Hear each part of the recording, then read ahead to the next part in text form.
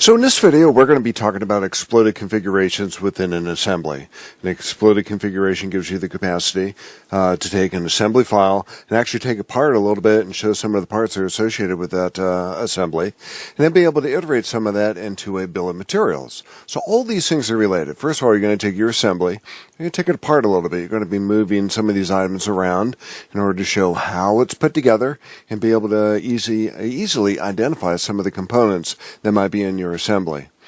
And with it, you're going to have these balloons, and these balloons are going to be attached to different elements within the assembly. For instance, this is going to be part number 2, and there's going to be one instance of that part. So it tells you on the top, you can vary this, but it tells you on the top what that item number is going to be, and then below that, it's going to tell you the quantity. So for instance, this one, which is going to be one of the configurations of our hinge plate, that's actually the same configuration. So I could actually take a liter and put them on both of those, and it gives me the quantity of 2. This one, this is my configuration, part number 5 within the bill of materials.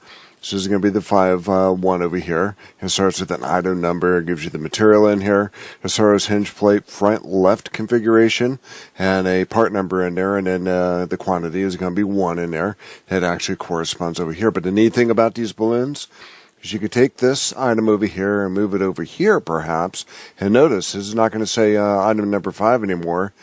It's going to say item number 3. It's going to be part number 3 within the bill of materials. Now the quantity is 2. So my suggestion to my students is to make sure you maintain all the automated features that are associated with these, with the bill of materials and the balloons and the other items within SolidWorks, and including the title block too.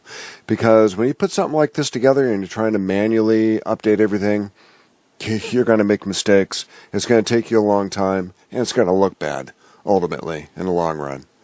So those are the balloons. Again, you have your part number on top, you have the quantity on the bottom, and with the exploded configuration, these things taken apart a little bit, you could actually identify these, and then it's all together related to the bill of materials over here on the right-hand side. So I'm going to show you over a series of videos. I can show you how to initially take your assembly and put those exploded elements together in the assembly. It's just a configuration. So we're going to take the assembly all nice and compact and put together, and we're going to begin to take it apart piece by piece. And we're going to put it in such a manner that we could actually see what it looks like when we put it together, take it apart, and ultimately put it back together again. So again, this is the assembly. You can see the exploded line sketches in here, which kind of show, in a way, the path of how these elements kind of come together. For instance, these 3 elements over here, the wheel and the 2 washers associated with the wheel, are all along a same, what appears to be an axis. And that axis is going to take a little bit of joggers are going to go up here to the wheel mount pin. And then that's part of the wheel mount sub-assembly, which goes in here into the base plate. So you can kind of follow these paths where these items actually come apart. And I'm going to show you how to do that. And what it is, it's a configuration. So if you go to the assembly and go to the configuration manager over here, now you see our default configuration, but we do have something in there. Let's go ahead and open up that arrow. Now you can see the exploded view inside of that, and you can see all the different steps that are associated with that. So every time you rest your cursor over those steps, it kind of shows you that kind of a selection envelope in a way inside of your modeling area, the graphics area, where that's going to be. And we also have a sketch in here too. So it's a 3D explode sketch in here. It's going to show you the lines and the paths that each one of these elements could possibly take to be disassembled from the assembly, if that makes sense. So with each one of these steps, we have the capacity to move these around. So now we're going to be clicking on these steps. You can see that we could actually take this and move it around a little bit back and forth. Maybe put that in about a different position that we want to put it in. And then we can actually see what that looks like too. We can move other elements too in here in relation to each other. So the desire here in this configuration is to initially get a view that you like, something that might be close to an isometric view, with the intent of when you go back to the drawing, you want to make sure that everything kind of fits in the drawing and everything looks nice and clean and everything's visible. You want the item in here, which is going to be the assembly. You want it to be as big as you can make it, but you don't want it to overwhelm the drawing. And it's getting pretty crowded in here. But then again, to step down and go to a smaller scale, it actually gets relatively small. So the desire here is try to get it as big of a scale as you can so it fills up the drawing and you have enough room for the bill of materials and the balloons. But you want to be able to get a view in here that you can see all the items in here. So I did create a view, and I'll show you how to do this here in a minute. Mine is called ISO front top right -2. And that's the same view that we're going to get on the drawing. So when we imported this assembly into the drawing, we actually import that view in there too, and I'm going to show you how to do that here too in just a few moments.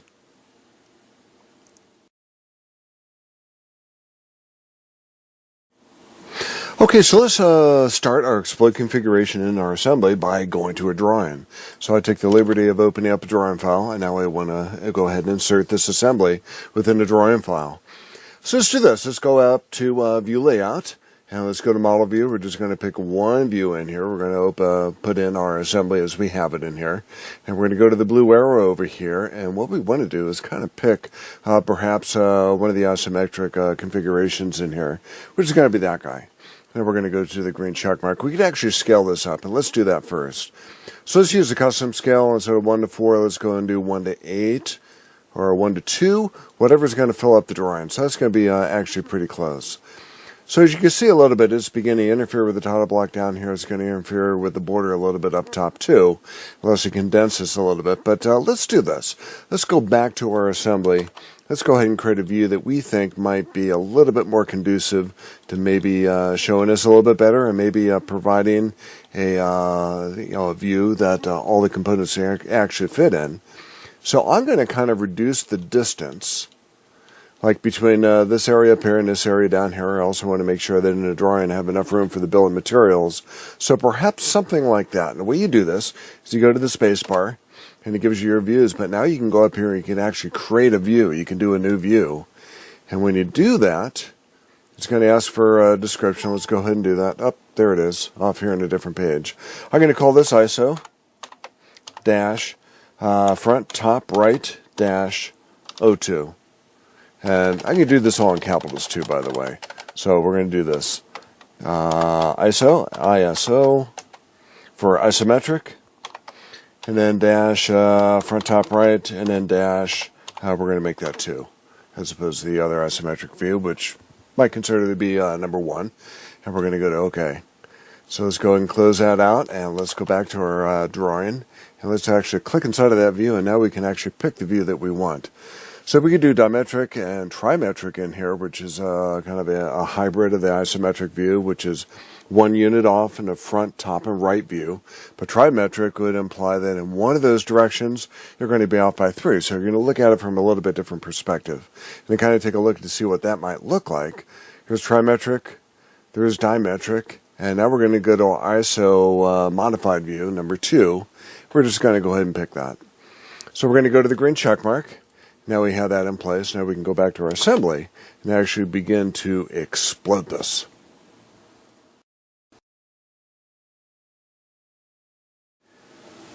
Okay, so now that we have our view in place, and let's just make sure that you click on the space bar, go and click on this view, make sure you got that perspective. So when we begin to take these pieces apart, we're going to make sure that they're going to be visible in this view. And if they're going to be visible in this view, they're going to be visible in the drawing too. So let's do this. Let's go back up to assembly. Let's go up to the assembly tab on the command manager. And what we want to do is go over here almost all the way over to the right. 4 or 5 units off from the right, we're going to go to exploded view. So we're going to start from the very top and work our way down. I'm just going to show you the basics in here, but there's a couple ways we can do this. We're going to actually take the view out and step it out in a direction along a certain axis. Look at the triad down here. We're going to be pulling this hinge plate out first along the z-axis. It's going to give us a kind of an orientation along that axis. Plus we could actually rotate it too. So the exploded steps, don't need to do anything up here. Every time we go down here and actually add some stuff to us and to this area, and it's not always intuitive, is going to go ahead and put the steps in up here. So we could actually go back to these steps and make modifications to it. But what it's looking for over here in this light blue box So looking for a selection out here in the modeling area. What we want to do is we want to click on something out here, and it's going to do something with it. Once we click on it, we have a couple different options, but once we pull that out and stop, it automatically puts that exploded step in here as exploded step 1. We could identify that a little bit if you want to do that. You can rename it if you want to do that. You can do that in the configuration manager too. And up here, when you actually get it into the manager, you could actually rename it there too. But once you do that, you just get to pick out more parts, and it begins to populate this exploded step up here. So yeah, let's just do it. Let's go ahead and click on this. Gives you a triad. We can pull that out, and you can see now it gets this populated. So if we want to change anything in here, you can do this right now. So you can see this over here. It's going to give us the name of that part, and it's got a Z in front of it, which means we're going to be doing that about the Z axis. We could also rotate it about the XY axis too. So the XY axis, which means it's actually going to be rotating about the Z axis too, but it's going to rotate about the XY plane. It gives us that capacity in here to make modifications to that too. So we're going to keep that in mind, but for now we're just going to take this arrow out here and pull that out here to perhaps a location like that, or maybe a little bit further. And just drop that in place. So here's our explode step 1. Very quick, we're going to go ahead and click on this guy, pull that guy out. Here's our explode step 2. And if we click on this pin over here, you can pull that out. And there's our explode step 3, perhaps. And we can make modifications to these a little bit later too. But again, once you pull that thing out, it's done. It automatically populates your exploded steps. And if we go to the green check mark, that's what we have so far.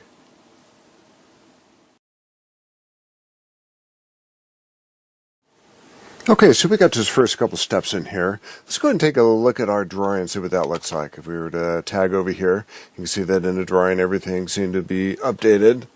Not. But if we click on that, we could actually get some of the properties in regard to the drawing view number 1 that we have in here. We can go to the properties manager. What we're looking for over here is going to be the exploded view for this view. So let's go up here to reference configuration. We have default in here, and it doesn't give us another configuration associated with that, but if we go in here and go to show an exploded or model break state, let's go ahead and click on that. Now we can see what that looks like. So what we want to do here is kind of an iterative process. We want to make sure that when we put this all together, that everything's visible and everything fits within the drawing, and we have enough room for the bill of materials over here. And of course we can take this view over here and put it over here on the right and put the bill of materials up here in the upper left hand corner too. Whatever fits your page and whatever fits your project. So let's go back to our assembly and take a look at this a little bit more. Let's say when we put this pin in here, we didn't really care for it being in that location. We're going to put that somewhere else. If you were to click on that, notice you get these arrows again too. We can take that pin and maybe put it on this side as an alternative. So if you put that on that side, kind of gets it out of the way. If you go back to the drawing, you can kind of take a look to see what that looks like. And if you need to bring that in just a little bit too, we can do that too. It gives us that arrow, and we can move that around. And that takes us over here to the configuration manager. It actually takes those views in there and actually updates those views too. So here's our steps. We have explode step 1. We can call this maybe hinge plate 1. This could be hinge plate 2. We can continue to make modifications in here. And then here's our step number 3. If we want to rename that, we can do that right here. And if we want to add more stuff, we can do that. So let's do that. Let's go to exploded view, right click up here in our configuration manager. Let's just go back and edit that feature. So gosh, it's like we never left over here. And we can continue to add steps in here. One thing you note up here too is we don't have to necessarily confine ourselves to the regular step, translate and rotate. We can actually do a radial step where everything kind of explodes from the center. We're not going to cover that in this video, but we'll cover that in other videos too. Just want to show you that that's an option in here. We talked about some of these other options in here too. But there's some other options in here. We're going to keep it the default settings down here, but primarily we're just going to pick and move, and one of these items are going to rotate, and that's going to be this guy here. So we're going to pull this guy out.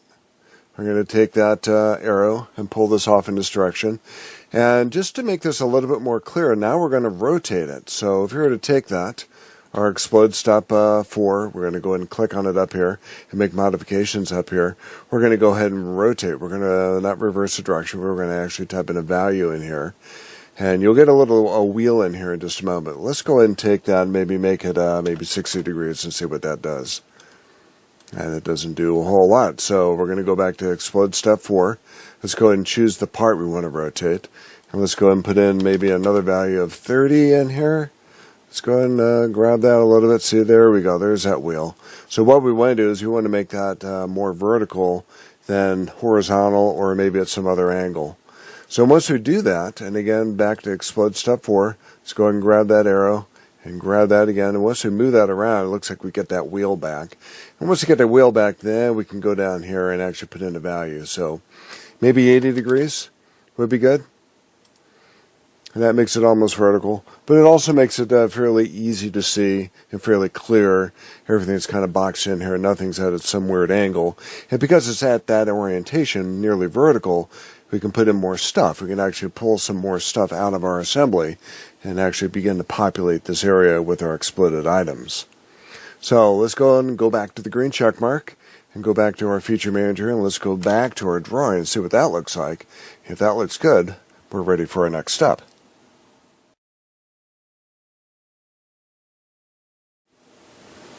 Okay, so let's do more. So let's say we want to move some of these around a little bit. Again, all we have to do is click on a component, and it'll give us the capacity to move that around as we saw before. But if we want to do something new, we have to go back into our configuration manager and go into our exploded configuration that we have in here. We're going to right click on that. We're going to go ahead and edit that feature. So now we're going to add more stuff to it. And we're going to continue to add to our list here. So it's always nice to be able to, if we're going to be doing this all at one shot, is not create a bunch of different explode configurations, but try to do that all within one feature within the configuration manager. So let's do this. Let's go ahead and select that cotter pin. You notice I'm kind of rotating that a little bit and kind of zooming in on this, which is okay. We're not necessarily confined to that one view that we had created, but we're going to go back to that and make sure it fits pretty well within the drawing. But we're going to go ahead and take that cotter pin, and we're going to move that up so we can scoot out a little bit and kind of move that up here. Again, we could change that orientation a little bit later if we want to do that. Then we're going to move some other things out too. So we're kind of doing this in order. In order to take that washer out, we're going to take that cotter pin out first. We're going to take this washer, click on that, and pull this guy out. Click on that wheel. We're going to pull this guy out. Then we're going to go ahead and click on this washer in here. And if you can click on the surface, that's great. If you can click on an edge, that's not as good. It's not going to let you select that. So you need to make sure you select the surface. And if you select something you didn't like, right click on this, go ahead and clear selections. You can actually do a pick box and pick a whole bunch of stuff. And if you don't like your selection there too, and we don't, because that's kind of make a mess of our model if we move too many things at one time, we're going to right click on that and go ahead and clear selections. But we're going to go ahead and take that washer, and we're going to go ahead and click on that and pull that out. So what we're trying to do is provide a lot of white space in here, and if we need to make additional modifications, we can do that. We want to make sure there's plenty of distance between each one of these parts. You don't want to have parts overlapping other parts if you can. If you can have white white space in the background, that's good too. But in a situation like this with a smaller washer, that's okay to have that on top of the base plate because there's not really a whole lot going on there. So let's continue to select here. Now let's take that pick box window and see what we can do about selecting maybe just those screws. So we can select those screws. So as far as wheel mount assembly, probably don't want that. So we can right click on it. We can clear that. We just do delete and just keep those screws in here. And if we move this up, just going to move that one screw. So that's not as satisfying. But if you have the capacity to do a selection box around a couple items in here, select them at the same time, and might be a little bit more convenient. But we can continue to add to the selection box over here, and we can click on this at the same time. So you notice that we have that green selection color. We can pull those up in an arbitrary location. Again, we can go back and make modifications to that. And then this next step, we're going to go ahead and pull this guy up. So now that the screws are out of the way, we can go ahead and select this assembly. It's a sub-assembly. And we can probably separate those components and do those components separately. But for now, we're just going to take that sub-assembly and move that up. So we're going to move that up over here. So a little bit of white space down here. Maybe we need to move these screws out a little bit more. But let's go back to our view. Go to the green chalk mark over here. Go back to our view and see what that looks like. So we're going to go to ISO front top right view. And yes, those screws probably need to be moved. So let's go ahead and do this. Since they've already been moved once, I think if we just click on that surface, we can go ahead and move them again. We don't necessarily have to get back into the configuration manager to do that. And just double check things. We could probably take that cotter pin too and maybe move that down a little bit. Maybe these need to be moved down a little bit too. But let's go ahead and confirm that by going back to our view and make sure that fits in that view. Or, as an alternative, we can do Control-Tab and go to our drawing and take a look at what it looks like in the drawing over here too. So probably move that view title out of the way. A little bit crowded down here, so we might consider maybe taking that large washer and maybe moving that back a little bit, maybe the wheel too, in order to make sure it fits in here. Or we could do a different view in our assembly in order to accommodate what we're looking at here. So let's go back to our assembly and maybe move some of these back. So let's take that washer, move that back a little bit. Take that wheel, let's move that back a little bit, and this washer over here too. And remember, we have to select the washer itself, not an edge. Let's go ahead and move that back too.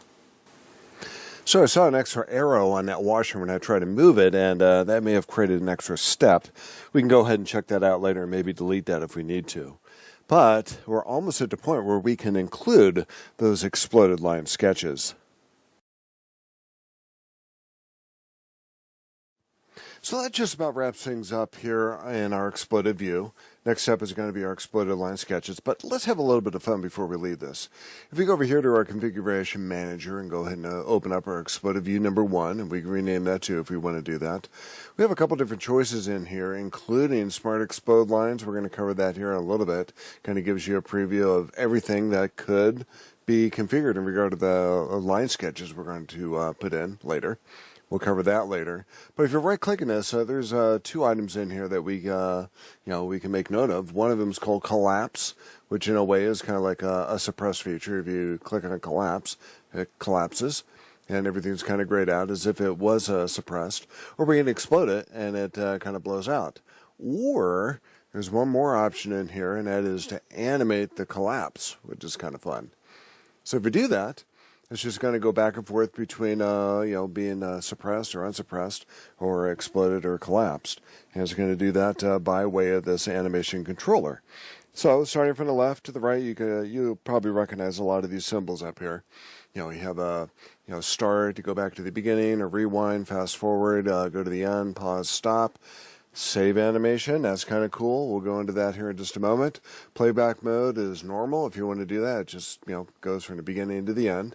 We can do a reciprocation, or a playback mode is in a loop, so we can actually do that. So now it goes from the end to the beginning and back and forth. So it just does one side. It just goes from the beginning to the end and then starts all over again. Then you can do playback mode is reciprocate. So now it's going to go from the beginning to the end, and then from the end to the beginning and back and forth. And we can make it continuously looped as this one does. So we can make it half speed, twice the speed, or unclick any of those buttons, just regular normal speed. And if you want to save it, go ahead and click on that button. Choose the aspect ratio. You might want to create a camera in here, and go ahead and save it in a location of your choosing. We're going to cover a lot of these settings in a different video, but you can save it, and that's kind of cool. So we're going to go to cancel there and probably get out of this, and I'll go back, and we're going to go ahead and explode it here just to get us back to the way we had that before. So that's the exploded view. And what it does is it gives you the capacity to see how the assembly looks kind of partially taken apart. And it's part of the technical communication. It's going to go along with the drawings we've been doing, so you're going to see what this looks like in the drawing. You're eventually going to be adding balloons to this. You're going to have a bill of materials which is going to be connected to the balloons, and it's going to have it's going to be able to tell you that part number and the quantity, both on the balloons and in the bill of materials. So again, it's all part of the technical communications, and it shows how the assembly is actually put together and how the assembly can be taken apart.